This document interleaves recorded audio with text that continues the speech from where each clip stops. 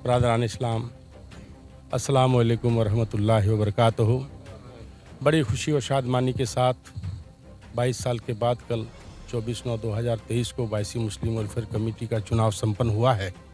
इसमें सबसे पहले मैं शुक्रगुजार हूँ हमारे बुज़ुर्गों का, हमारे दोस्त अहबाबों का और पूरे बायसी क्षेत्र के 75 गाँवों के लगभग 1,35,000 लोगों का। और ख़ास करके ये चुनाव जो कराया गया, उसके जो चुनाव समिति के हमारे मेंबरान 15 थे, हमारे अध्यक्ष, चुनाव कमेटी के अध्यक्ष से लेकर सारे मेंबरान, मैं उसका बहुत बहुत खैर मकदम करता हूँ, बहुत शुक्रिया अदा करता हूँ कि उन्होंने पूरी निष्पक्षता के साथ, पूरी ट्रांसपेरेंसी के साथ अपनी ईमानदारी, मोहब्बत और इखलाक का सबूत देते हुए कल का चुनाव उन्होंने संपन्न कराया। दूसरी बात यह है कि हमारे जो प्रत्याशी, हम लोग करीब करीब 9 पोस्ट में थे। 3 पोस्ट में 3 जोन के हमारे पूर्वी जोन, दक्षिणी जोन और पश्चिमी जोन के जो हमारे जॉइंट सेक्रेटरी थे वो निर्विरोध आए। उसका भी, उस क्षेत्र के लोगों का भी मैं शुक्रगुजार हूँ कि उन्होंने अपने मुत्तहिद होने का, एकता का, मुसलमानों के बीच जो होनी चाहिए अखलाक का परिचय देते हुए तीनों जोन से निर्विरोध 3 जॉइंट सेक्रेटरी दिए। बाकी जो 6 पोस्ट में हम लोग खड़े थे, मैं सबसे पहले हमारे जो भाई थे विभिन्न पोस्टों में जो खड़े थे, जो उसमें चुन के आए या नहीं चुन के आए, उसका भी मैं बहुत सम्मान आदर करता हूं।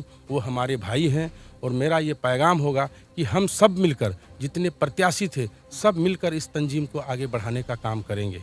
दूसरा मेरा ये सवाल होगा कि जब हम अपनी कमेटी का पूरी तौर पर गठन करेंगे और हमारा संविधानिक एक्ट, रजिस्ट्रेशन एक्ट जो है किसी भी संगठन को रजिस्टर करने का, वो 21/1860 के तहत हम इसको निबंधन करेंगे झारखंड रांची से, और नीति आयोग दिल्ली से हम इसको भी निबंधन करेंगे। तीसरा मेरा काम होगा कि 12A और 80G के तहत इस कमेटी को जोड़ना। उसके बाद जो मेरा इस कमेटी का विंग होगा, बहुत सारा विंग होगा, लेकिन पहला चरण में हम इसके 4 विंग को डेवलप करेंगे। माने 4 उप शाखाएँ, उप समिति हमारी होगी, जिसमें से सबसे पहले हमारे सरपरस्तों का एक शाखा, एक समिति होगा। सरपरस्त जो हमारे पुराने बुजुर्ग लोग हैं, जानकार लोग हैं, जिन्होंने बायसी को आज 82 साल से हमारे हाथों तक लाने का काम किया और सौंपने का काम किया, मैं उसको खैर मकदम करता हूं, उनका बहुत बहुत शुक्रिया अदा करता हूं। उन लोगों का एक कमेटी गठन करूंगा। दूसरा कमेटी हमारे बोकारो बायसी के 75 गाँव में जितने बुद्धिजीवी लोग हैं, जिसमें से हमारे डॉक्टर्स होंगे, इंजीनियर्स होंगे, प्रोफेसर होंगे, टीचर होंगे और विभिन्न समाज सेवी होंगे, उसको जोड़ने का काम करूंगा और उससे हम सेवा लूंगा। और वो हमारे बुद्धिजीवी मंच के लोग होंगे, सलाहकार समिति में होंगे। तीसरा मेरा एक विंग होगा जो संरक्षण समिति होगा, जो संरक्षक समिति होगा। हमारे कमेटी के सारे कार्यों को देख रेख करने का एक मैं कमेटी बनाऊंगा।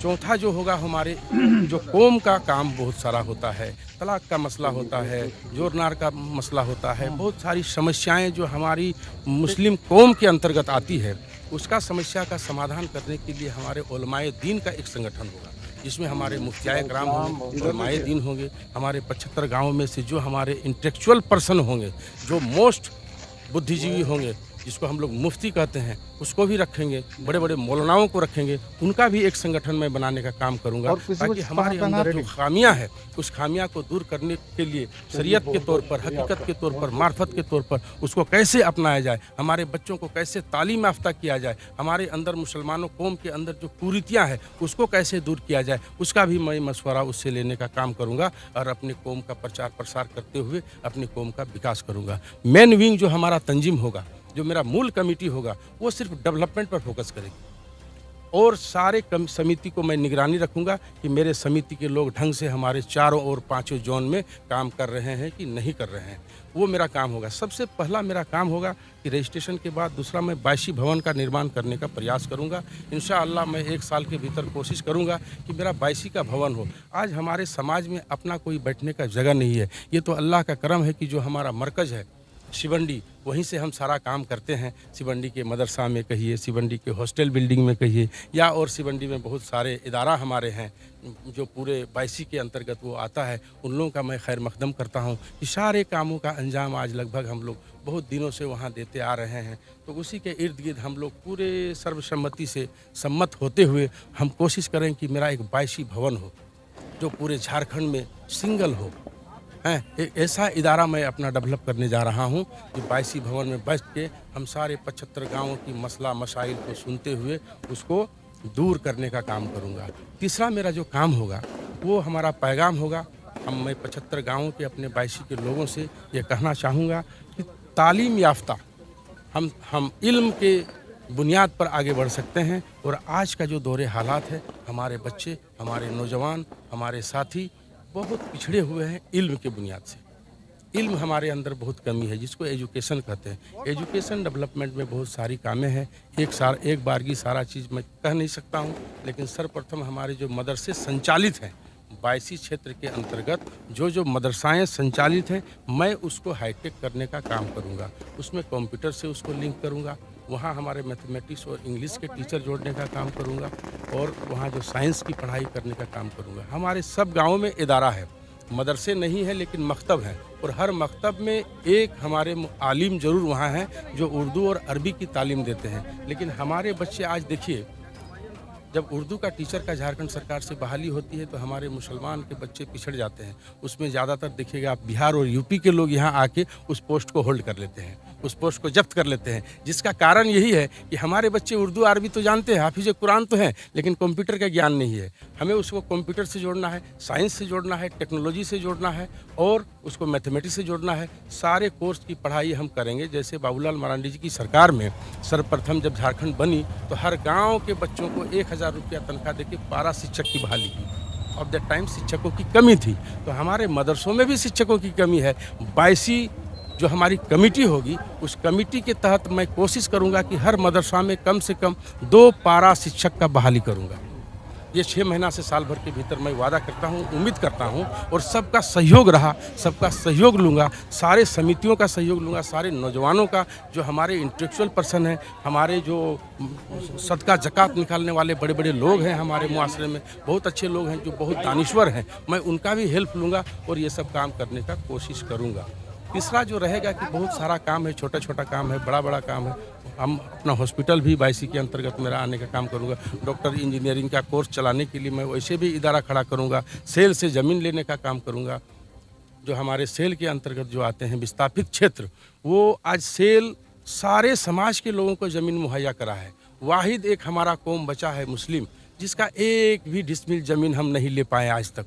1962-63 में ये बोकारो प्लांट बनी, हमारे धरती पर, हमारे सीने पर वो स्थापित की गई, लेकिन हमने एक डिसमिल ज़मीन अपने इदारा के लिए अभी तक ले नहीं पाया। मेरा कोशिश रहेगा कि बोकारो बायसी मुस्लिम वेलफेयर कमेटी की जानिब से उसके नाम से मैं सेल से ज़मीन अधिकृत कर विस्थापित क्षेत्र में स्कूल, कॉलेज और मदरसा खोलने का काम करूंगा। और विस्थापित क्षेत्र से जो बाहर आता है, हमारा संगठन, हमारा संस्था राज्य सरकार से गैर मजरूआ ज़मीन, बहुत सारा ज़मीन है, लीज पर, पट्टा पर अधिकृत कर, है ना, निबंधन कर, मैं उस ज़मीन को लेने का काम करूंगा और स्कूल, कॉलेज, हॉस्पिटल खोलने का काम करूंगा, मदरसा खोलने का काम करूंगा। तो ये थे प्रोफेसर आइनुल अंसारी जी, जो नवनियुक्त सदर हैं, और अभी हम लोग बोकारो के उसरडी में आए हुए हैं, जहां पर इनका पैतृक आवास है, और ये सारी बातें बता रहे थे। और बहुत सारे ऐसे लोग थे जो हमें पूछने का प्रयास कर रहे थे कि आखिर ये जो कमेटी बनी है, जब से ये बायसी मुस्लिम वेलफेयर कमेटी का जो चुनाव का चर्चा जब होने लगा, तो लगा कि भाई मुसलमानों में ये क्या संगठन बना रहा है, कहाँ से पैसा आएगा, क्या होगा। तो अभी आप लोगों ने बड़ी बारीकी से सुना होगा, और नहीं सुना होगा तो एक बार और वीडियो को सुन लीजिएगा कि ये कमेटी का मकसद क्या है और ये किस हिसाब से काम करेगा और किस तरह अपने समाज का उत्थान करेगा। एक बात मैं कहूँगा, जैसे आपको बहुत लोगों ने, शहरवासियों ने कहा होगा, विभिन्न संगठन के दलों के लोगों ने, अध्यक्षों ने, या बहुत सारे लोगों ने कहा होगा कि क्या संगठन है।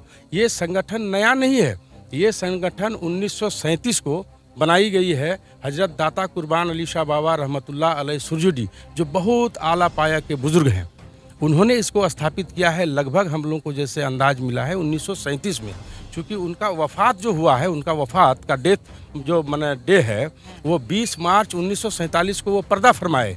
और हम लोग एक अंदाज़ा लगाए हैं बायसी के लोगों ने कि अपने हयाती ज़िंदगी में 10 से 15 साल कबल इसको बनाया होगा। तो हमने अमूमन एक खाका तैयार किया है हम लोगों ने, इस बायसी के जो हमारे सरपरस्त रहे, रहनुमा रहे और पदाधिकारी अब तक रहे, तो उन लोगों से हम लोग ने सुना, हम लोग एक एनालिसिस किया कि लगभग ये 1937 की कमेटी है। हाँ, ये 82-85 साल पुरानी कमेटी है। और इस कमेटी, किसी भी संगठन को आज सरकार के पास फंड की कमी नहीं है, वो केंद्र सरकार हो या राज्य सरकार हो, उसके पास फंड की कमी नहीं है, लेकिन किसी वाहिद शख्स को, आपको, हमको या किसी गैर को पैसा नहीं देती है। वो किसी संगठनात्मक रूप जो ले चुका है, जो संगठन सरकार से रजिस्टर्ड है, उस संगठन को सरकार दिल खोल के पैसा दे रही है डेवलपमेंट के लिए।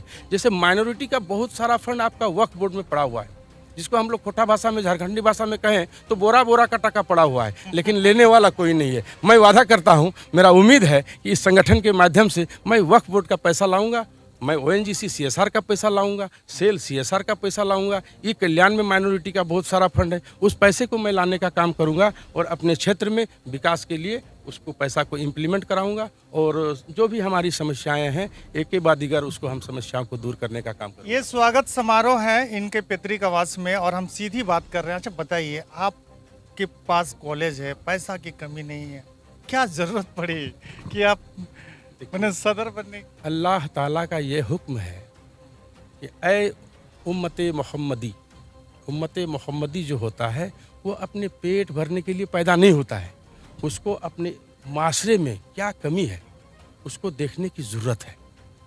आप अच्छा पहनावा पहन लिए, खान पान कर लिए, टोपी लगा लिए और अपने में सीमित रह गई, वो ज़िंदगी नहीं होती है। एक कौम परस्त ज़िंदगी जो होता है, खिदमत खल्क सबसे बड़ी इबादत है। अल्लाह तबारक ताला ने हमें इस्लाम मज़हब में पैदा किया, हम उम्मत मोहम्मदी हैं, इसमें नमाज, रोज़ा, हज, ज़कात ये सब फ़राइज़ है। उसके अलावा एक दूसरे को मदद करना, भूखों को खाना खिलाना, लंगों को कपड़ा पहनना, जो तालीम याफ्ता नहीं है उसे तालीम देना, ये सब हमारी ज़रूरियात की चीज़ है। और ये हम एक शहरी होने के नाते, एक उम्मत मोहम्मदी होने के नाते ये हमारी ज़िम्मेवारी बनती है कि हम कौम की खिदमत में कुछ काम करें, उससे हमको सुकून मिलती है। स्कूल, कॉलेज, हॉस्पिटल ये भी सामाजिक क्षेत्र में आता है। मैं लगभग 92 से ये सब काम कर रहा हूँ, लेकिन मेरा जी नहीं भरा।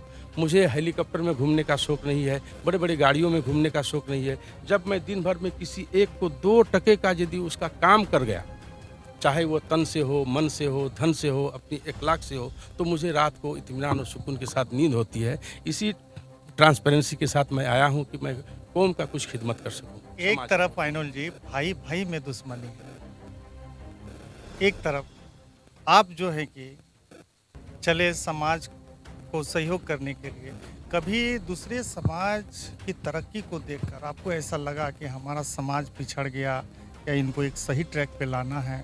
क्योंकि एक शिक्षाविद है, उन्होंने एक बात कही, भले कि ये बात मैं पूछ रहा हूँ आप लोग एक्सेप्ट करते हैं कि नहीं, उनका कहना ये था कि हिंदू के बच्चे देख लीजिए और मुस्लिम के बच्चे देख लीजिए, दोनों में फ़र्क ये है कि जब हिंदू का बच्चा जब छोटा होता है तो उनको पहली बार जो है दुनियावी तालीम की किताबें दी जाती हैं, लेकिन मुसलमान के बच्चों को दीनी तालीम की किताब दी जाती है। जब उनकी शादी होती है हिंदू का बच्चा का, बड़ा होता है, तब जाके वो जो है कि नौकरी लेता है, तब जाके वो धर्म गुण ज्ञान का काम करता है।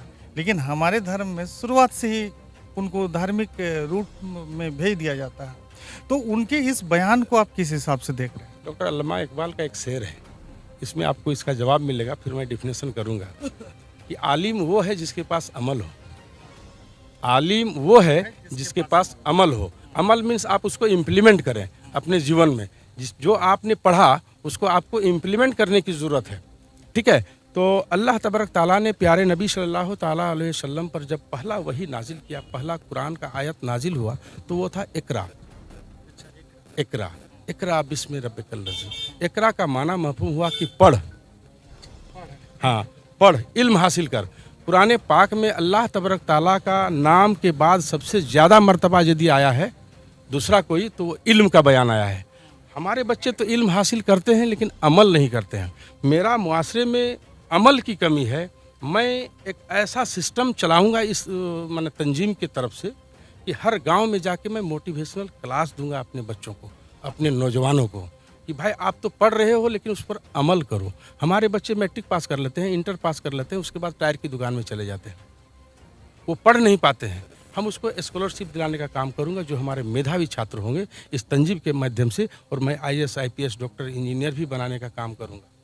हमारी बात का पूरी तरह जवाब नहीं दिए। वो जो शिक्षाविद का कहना था कि बच्चे को छोटे में ही दीनी तालीम की किताब दी जाती है, आप प्रोफेसर होने के नाते क्या दुनियावी तालीम की किताब भी मैंने कहा, पिछली बातों में मैंने कहा कि हमारे बच्चे उर्दू अरबी तो पढ़ लेते हैं, लेकिन उसको हमारे हुजूर सल्लल्लाहु अलैहि वसल्लम ने फरमाया है कि आप जिस मुल्क में हो उस मुल्क के कानून और अकायद को पूरा पूरा फॉलो करो, संविधानिक एक्ट को फॉलो करो। हमारा संविधान कहता है कि मैं उर्दू शिक्षक लूँगा, लेकिन वैसे शिक्षक लूँगा जो उर्दू और अरबी के साथ साथ हिंदी, इंग्लिश और मैथमेटिक्स और साइंस का ज्ञान हो। हमने अभी कहा आपको कि ये सब हमारी पढ़ाई नहीं हो रही है मदरसों में, हमारे स्कूलों में। मैं अपने मैनिफेस्टो में जारी किया हूँ, आप देखिएगा जो मेरा चुनावी मैनिफेस्टो है उसमें हर गांव में मेरा कोशिश रहेगा, 82 के 75 गाँव में जहां मेरा मकतब चलता है वहां हम एक एंग्लो उर्दू स्कूल का निर्माण करूंगा, जहां उर्दू अरबी के साथ साथ इंग्लिश की भी पढ़ाई होगी। तब हमारे बच्चे आगे बढ़ेंगे और डेवलपमेंट होगा और विकास की ओर अग्रसर होगा और नौकरी चाकरी ले पाएगा। सिर्फ उर्दू की पढ़ाई कर लेने से, सिर्फ हाफिज कुरान बन लेने से हम सीमित रह जाएंगे, अपने मुआसरे में ही रह जाएंगे, मुआसरे से आगे नहीं बढ़ पाएंगे। मेरा मिशन ऐसा नहीं है कि उर्दू अरबी के साथ साथ मेरा मिशन खाली उर्दू अरबी पढ़ना नहीं है। उर्दू अरबी, जैसे मोदी जी भी बहुत अच्छी बात कहे थे कि हमारे मदरसों के बच्चों के एक हाथ में कुरान होगा और दूसरे हाथ में कंप्यूटर होगा। तो मोदी साहब घर घर जाके मुसलमानों के बच्चों को कंप्यूटर नहीं थमाने जा रहे हैं, उसके अगुवा जो हैं, उसके जो रहनुमा है कौम के, उसको आगे आना होगा और मोदी साहब का जो सिस्टम है उस सिस्टम में आते हुए कंप्यूटर को लाना होगा मदरसों में और हमारे स्कूल में और हमारे बच्चों के हाथों में। तब मेरा बच्चा आगे बढ़ेगा और डेवलपमेंट की ओर जाएगा। आप लोग देख रहे थे 75 गांव के महापंचायत के सदर प्रोफेसर आइनुल अंसारी हमारे चैनल में एक्सक्लूसिव बातें कर रहे हैं। आप लोग जितना हद तक हो सके वीडियो को लाइक कमेंट के साथ में शेयर कीजिएगा, अपना राय जरूर रखिएगा, क्योंकि अब जो 75 गांव के मुस्लिम कहीं ना कहीं बिखरे पड़े हुए थे उनको एक करेंगे, उनकी स्थिति को सुधार करेंगे, उनके बच्चों का ख्याल रखेंगे। बहुत सारे काम है जो इन्होंने बताई है। अंत में और कुछ रिक्वेस्ट करना चाहिएगा? बहुत लोग, क्योंकि हिंदू मुस्लिम सारे लोग ग्रामीण टीवी को देखते हैं। जी, देखिए, ये जो हमारा संगठन होगा ना, ये संगठन सिर्फ हमारे मुस्लिमों का ही संगठन नहीं होगा। इस संगठन के माध्यम से जो हमारे हिंदू भाई हैं, सिख भाई हैं, विभिन्न दलों के जो संगठन है, मैं उनसे भी रास्ता कायम करूंगा, उनसे भी कॉन्टेक्ट करूंगा और हम लोग आपस में मिल के पूरे समाज को, सिर्फ जो हमारा मुआसरा है, जो समाज है, इसमें हम सिर्फ मुस्लिम ही नहीं रहते हैं, इसमें हिंदू, मुस्लिम, सिख, ईसाई सारे लोग भाई भाई के साथ हम लोग शुरू से रहते हुए आ रहे हैं और इंशाअल्लाहुल अजीज़ ता क़यामत तक रहते आएंगे। लेकिन उसमें बेहतर कैसे होगा, हम बेहतर जीवन यापन कैसे कर सकेंगे, गंगा जमनी तहजीब को हम कैसे इम्प्लीमेंट कर सकेंगे, वो इम्प्लीमेंट कराने का भी ये संगठन मेरा काम करेगा। बहुत बहुत शुक्रिया हमसे बात करने के लिए, और लेते हैं आप लोगों से विदा। अपना राय जरूर रखिएगा। ये बातचीत कैसी लगी कमेंट करना नहीं भूलिएगा, क्योंकि आपके कमेंट से हम होते हैं मजबूत। लेते हैं विदा। जय झारखंड, जोहार झारखंड।